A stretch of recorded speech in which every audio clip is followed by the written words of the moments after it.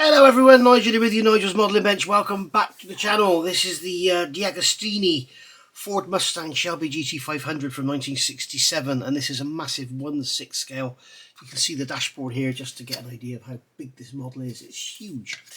So we're now on pack 61 already, and what's this, part 34 of the build. So as usual, we'll have a look at the magazine first and what they've got in there. Normally we've got a couple of subjects, and then in the middle of it we've got all the build, so we'll do that. So we've got the parts here, so we've got a dashboard and we've got some gauges to go on and everything, so we'll have a good look at that in a minute. But first of all, have a look at the magazine. If you want to find out more about this model and go and order yourself one, build along with me, whatever, then there is a link in the description below the video where you can go and have a look. So, 1983, return of the Mustang convertible. The third gen Mustang, which was known as the Fox body, launched in 79, in production until 93, had many new features. So, and one of them was the fact that you could get it in a convertible again. So there you go, there's another one there. You can see the difference in the front ends there. This is the later version, this is the earlier. I think I prefer the earlier look, but I absolutely love Fox bodies. So there we go, we can see them there. There's a Fox body coupe, and there's a convertible, and there's an old 65 convertible there. So very nice indeed. And they came with a 2.3 litre 88 horsepower straight 4, a turbocharged 2.3 with 145 horsepower, a 3.8 litre 112 horsepower V6, and a 5 litre V8 delivering 175 horsepower. Later the power of the V8 was increased to more than 200 horsepower. And that just shows you, this was like back in 93, and here we are now 30 years later, and the 5 litre V8s, you know, still no turbochargers or anything, are pushing out nearly, well, now they're nearly 500. But generally, you know, mine's a 17 and that's 415, I think. So there we go. You can see we've got the parts going together here for the dashboard. And then come over the page, James Dean, screen legend. Although he played a starring role in only 3 films, James Dean became an enduring icon of movies. Yes, he did. He was one for the ladies as well. They loved him, didn't they? And sadly lost his life in a road accident at the age of 24. Yeah, very, very sad. There he is there. Cool looking guy sat on his Porsche. And then, we've got a third subject. We've got the Indy 500. The Indianapolis 500, also known as the Indy 500, is widely regarded as one of the most important of all international motor racing competitions. Here we go. Some nice historic photos here. There we are. So let's have a look at what we've got coming in the build. So what have we got here? We've got dashboard dials, they're calling this. So this is going to be all the instruments going into the dashboard. So it looks like we're going to be doing some stickerage. So there we are. So just check that I can move my chair. Yes, I can. I've got to be so careful because Dottie gets underneath the chair. So here we go. So we've got the chrome part there, and that is beautifully chromed. Look at that, it's lovely. And unfortunately, they've done it again. They've got the sprue gates in a very visible position. Why didn't they put them there and there? Which is very annoying. But hopefully they won't be too visible. So we'll cut these bags open. So we've got a load of gauges here by the look of it, or glazing for the gauges. We've got stickers there, and we've got some bits and pieces here. Okay, so we'll leave all this bagged up for now. We've got all our stickers. So what's it telling us to do? I'm going to get some nice sharp nosed tweezers. I know these are sharp because I stuck them in my finger the other day, right underneath my fingernail. Yes, I can see you cringing now, and oh my god, did I say, that hurt lots. Get the light on. Right, so take the adhesive dial 61G on their backing and using tweezers to attach the lower right hand sticker marked E. It's not marked E on here, it's marked E on the instructions. So we're going to take this one off and we're going to place this one. Okay, we're going to get this clear piece out here. Right, so there's the clear piece there. We're going to put the sticker on. So we're going to place this sticker. Pick that up I will knock that centre piece out because the centre has got to come out.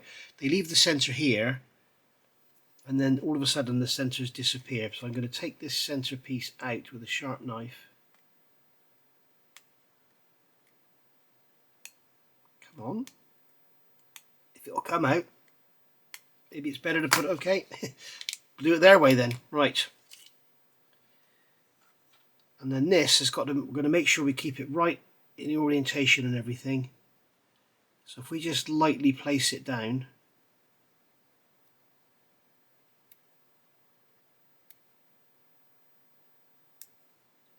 okay, so that was quite a little job. So I've learnt a few little things from this and I'm going to pass them on to you now. So the next thing we'll do is take the tachometer. The hole in the centre is very much worth taking out because when you look at it like this, you can see that the hole in the centre has to line up, because when we go a bit further along, we're going to be putting a chrome piece in there that needs to line up with the gauge. So the outside ring isn't so important as that centre piece. If you get it out like they've done in their instructions here, you can see it's quite a long way out, quite a long way off, then basically it's going to look a bit odd. So what I'm going to do is, with my knife, is come in here and just get that up like that. Okay, so that's that on there. That one there can go on there as well. Then with a pointed pair of tweezers, get underneath the actual sticker. Okay, put your stickers over there to this one side. And then I'm doing this through a magnifier, which is why the lighting looks a bit funny. What I'm doing is just placing the sticker down, and all I'm concentrating on is the centre, and then give the tweezers a twist. Don't touch the sticker, don't push it down, and we can see there that it's a little bit high in comparison to that central hole. And I'm also looking for it being straight and across. It needs to go slightly anti-clockwise and up. So what I can do is grab this corner here, I can get under it,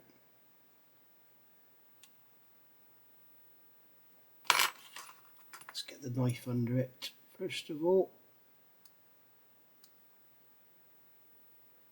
As you can see, it does stick down very well, even though I haven't even pushed it down. So I'm going to get these wider tweezers so that if you use the pin ones and pull it, what we'll do is actually stretch the vinyl. You can see how that is pulled down. Now, something you might want to try, unfortunately we don't get any, if we had the spare backing on the sheet we could have tried it out, but we don't have any. If you get a mild mix of warm water and washing up liquid, that may allow you to put the stickers down and slide them around. But we can see there, we still need to come up higher up. So I'm going to pull the sticker away some more, just pull it up.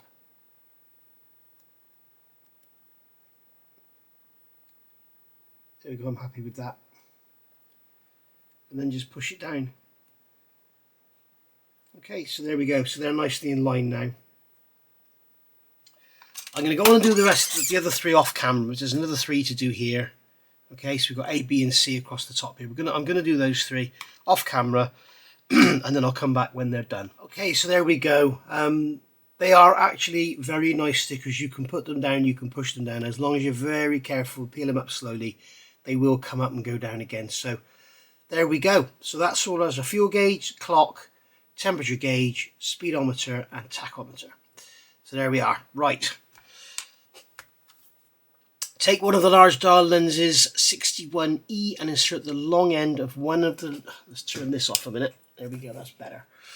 Okay, take one of the large dial lenses 61, that's these, and insert the longer end of one of the large dial fixings, that's these, into there. So maybe the other way around.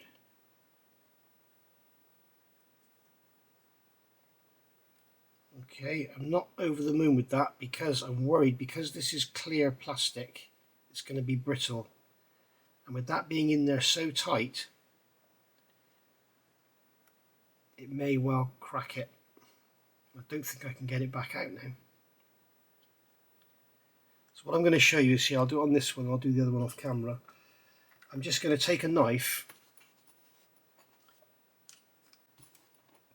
and scrape some of the plating off, because with this being clear plastic, over time it may well, because of all that pressure, you've got to think if it's an interference fit, all that pressure pushing out may well crack the lens, and that'll look awful. So let's clean up the bench. Now this one should slide into this one a lot easier.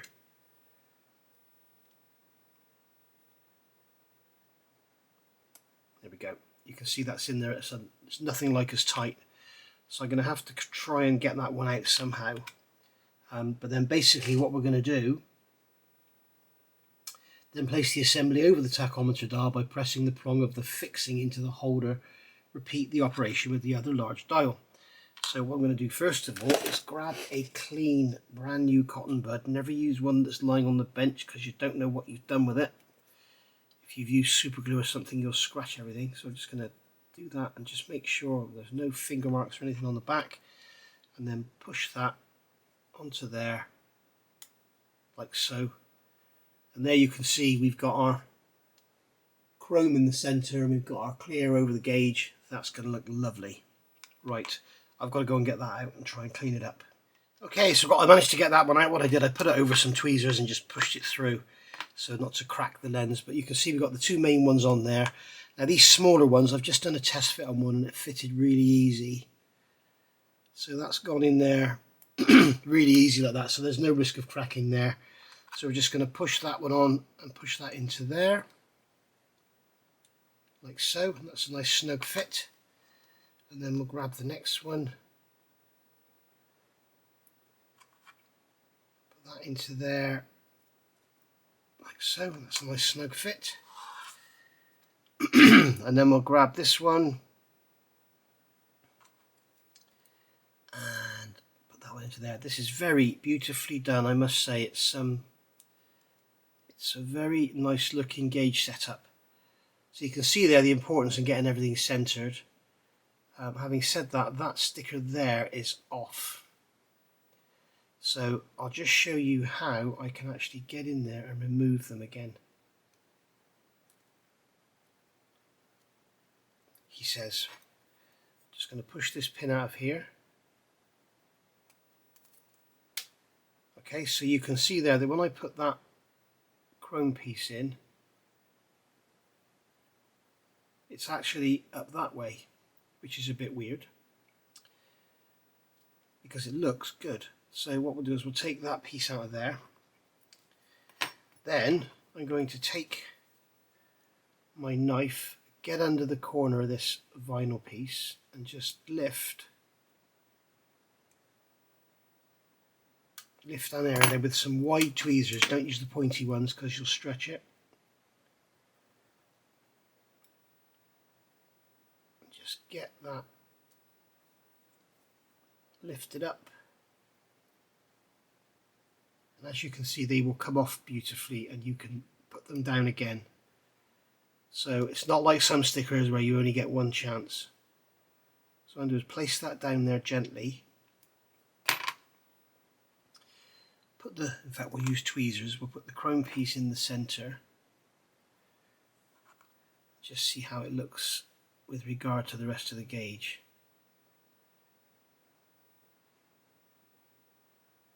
Okay, so I'm going to place that in there, not all the way in. I can see now that this gauge needs to come down a touch. So I'm just going to pull it down.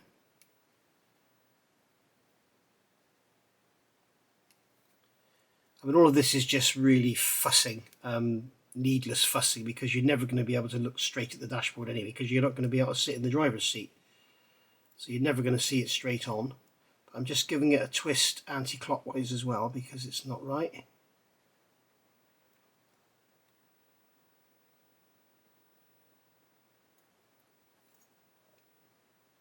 There we go. So we can see it's actually off that way now as well. As I say, this is just me fussing.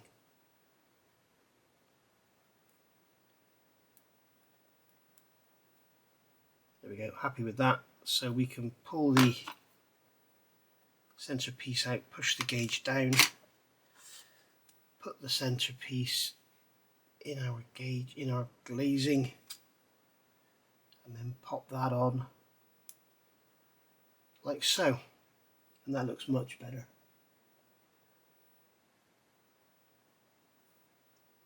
There we go, happy with that, all nicely done. Right, so next, now insert the longer end of one of the small dial fixes into the centre. We've done that. Right.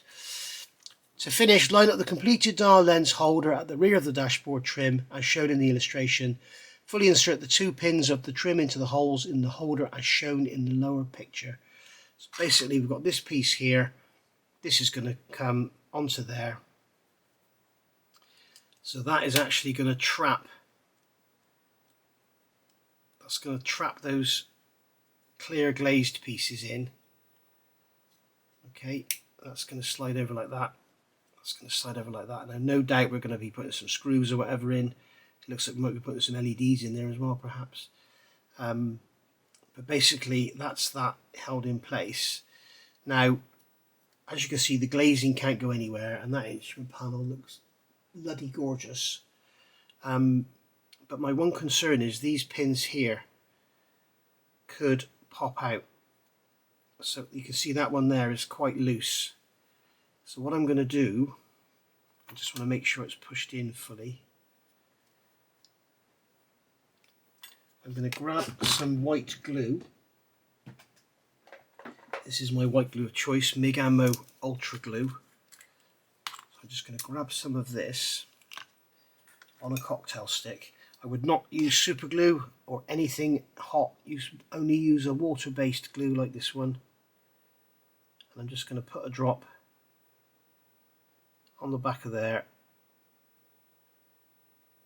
Okay, and then if anything does capillary or seep through, it's not going to damage any vinyl sticker, and it dries perfectly clear anyway. So just make sure that center's pushed all the way back in. Okay, so that is my recommendation with all of these. Just grab a dollop of glue and put it on the back of each one of these, just to make sure they stay in. Because if they fall out, I think once the model's finished, they'll be quite difficult to get out.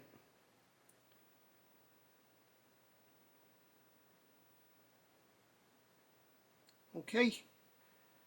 So that's my little tip. It's the same with in the wheels with the valves. If you remember, that's the only time I went off the instructions, is glue those valves in.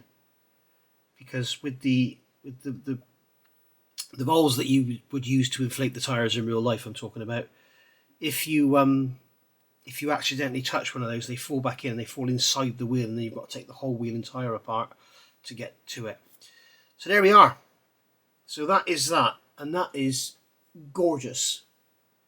You could not ask for anything nicer than that, could you? That is lovely. So really chuffed with that. We'll get our white glue away, and I'll see you back for pack 62. And there we go. I was going to say we'll look at pack 62, but unfortunately it's also quite involved. These 5 parts are quite labour intensive, shall we say, which is great because it keeps you busy for the month. But yeah, it's nice to see they're keeping us busy with lots of lovely parts, rather than just, you know, chucking parts in a bag that you can't do anything with. So very impressed with this, and I must say I'm very impressed with DeAgostini, to be honest. Very pleased with this indeed. So thank you for watching. As I say, that is gorgeous, and I will see you back for part 35, will it be? 34? I can't remember now, 35 I think. And we will do pack 62, which is going to be fitting all of this up and putting some more stickers on and LEDs and this, that and the other. Right, so I'll see you back for that one. Bye for now.